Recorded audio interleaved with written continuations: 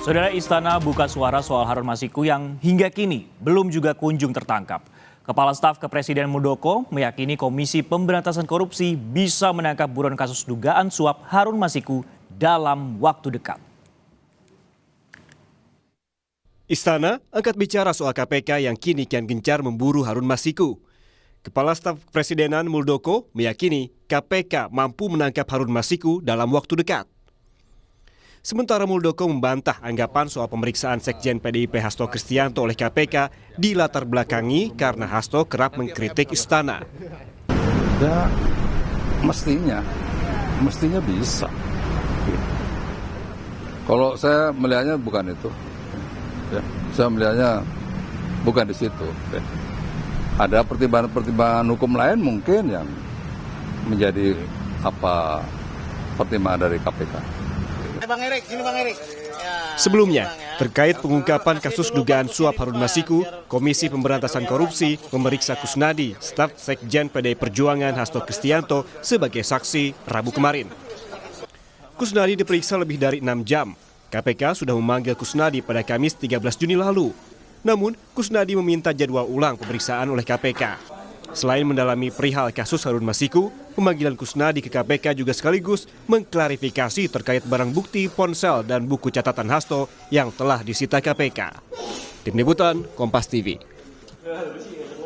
Kita langsung menuju gedung KPK, sudah ada jurnalis Kompas TV Tifal Solesa. Tifal, selamat siang. Bagaimana untuk perkembangan pengejaran terhadap Harun Masiku? Apakah sudah ada tanda-tandanya dari pihak KPK? Tampaknya kita masih harus menanti lagi tindak lanjut dari Komisi Pemberantasan Korupsi. Apakah sudah ada hasil, sudahkah ada titik terang, posisi dan keberadaan dari buronan kasus suap pergantian antar waktu anggota DPR RI periode 2019-2024 Harun Masiku ID. Karena yang terakhir kali kita pahami bahwa Kusnadi selaku staf dari Sekjen PDI Perjuangan Hasto Kristianto ini pada Rabu lalu sudah diperiksa oleh KPK. Kemudian Hasto Kristianto pada tanggal 10 Juni lalu juga sudah diperiksa, bahkan sudah ada beberapa barang yang disita yang diambil oleh penyidik KPK di antara keduanya, baik itu dalam bentuk ponsel pribadi dan juga buku catatan.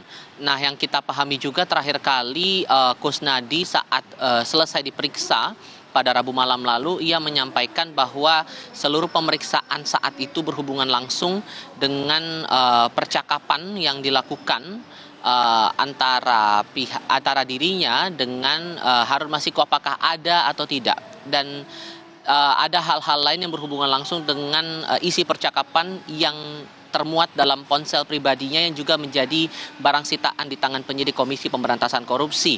Ia memastikan bahwa untuk komunikasi terakhir yang disampaikan oleh Harun Masiku kepada dirinya ini tidak tertuang sebetulnya, karena juga tidak disampaikan secara rinci detail-detail apa saja sebetulnya yang digali begitu oleh penyidik kepada dirinya. Begitupun juga dari otoritas KPK, sejauh mana sebetulnya pemeriksaan terhadap Kusnadi ini dilakukan dan bagaimana bentuk elaborasi yang dilakukan KPK dalam mendalami barang sitaan ponsel milik Kusnadi ini. Ia menyampaikan, atau dari otoritas KPK dalam hal ini juru bicara Tessa Mahardika hanya menyampaikan bahwa untuk pemeriksaan terhadap Kusnadi pada Rabu lalu itu seputaran kasus Harun Masiku dan soal keberadaan Harun Masiku itu sendiri, tapi tidak dirinci juga proses yang dilakukan oleh penyidik pada saat itu.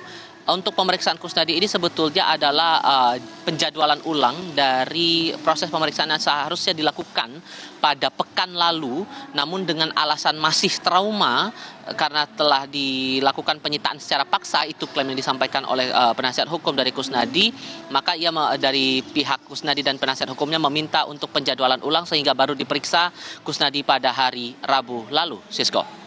Baik, Tifal, ada juga informasi staf Sekjen PDIP yang mengatakan sempat bertemu Masiku. Lantas apa kemudian tanggapan dari pihak KPK atau mungkin dari jubir KPK terkait hal ini, Tifal?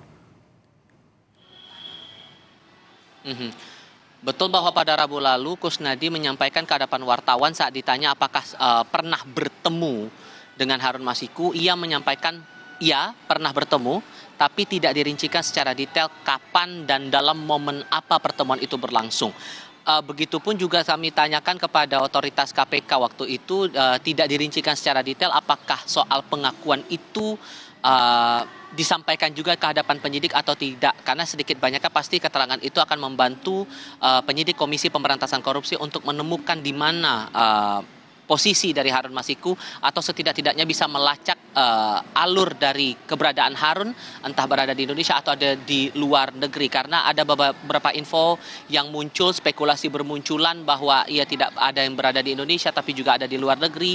Bahkan terakhir kali Prasad Nugraha, mantan penyidik KPK yang bergabung dalam kelompok IM57 Plus, menyampaikan bahwa saat ia masih aktif di KPK waktu itu sebagai penyidik, ia mendapatkan informasi bahwa Harun Masiku ini sudah berganti identitas sebagai seorang guru bahasa Inggris di sebuah pulau terpencil.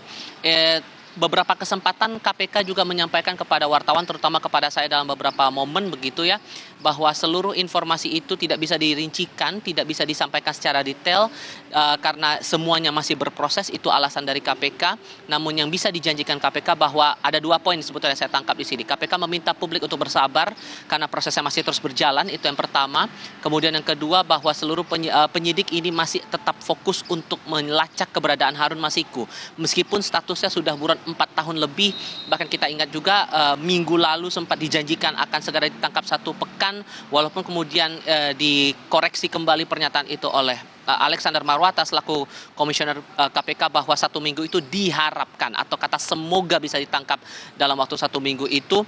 Namun ternyata ini sudah lewat dari 1 minggu dan belum juga mendapatkan titik terang di mana keberadaannya. Ini yang dijanjikan oleh KPK, bahwa seluruh proses hukum untuk segera menemukan, segera menangkap Harun Masiku ini bisa segera dijalankan oleh Komisi Pemberantasan Korupsi. Karena perlu dipahami bahwa sampai dengan saat ini terlebih lagi terkait dengan kasus suap pergantian antar waktu atau PAW anggota DPR RI periode 2019-2024 ini sudah melibatkan atau juga menjerat 2 pihak. Tidak hanya Harun Masiku, tapi juga mantan Komisioner Komisi Pemilihan Umum Republik Indonesia Wahyu Setiawan yang sudah dijatuhi vonis 7 tahun penjara, dan pada tahun 2023 lalu ia sudah dinyatakan bebas bersyarat. Dalam kasus ini ada penyerahan uang sebesar 600 juta rupiah kepada pihak Komisi Pemilihan Umum agar nama Harun Masiku ini bisa menjadi anggota pengganti antar waktu atau PAW anggota DPR RI, menggantikan nama Nazarudin Kemas yang meninggal dunia. Sisko. Diharapkan 1 pekan bisa tertangkap, namun sampai saat ini masih belum ada titik jelas di mana keberadaan Harun Masiku. Terima kasih atas laporan Anda, Tifal Solesa dari Gedung Merah Putih KPK Jakarta.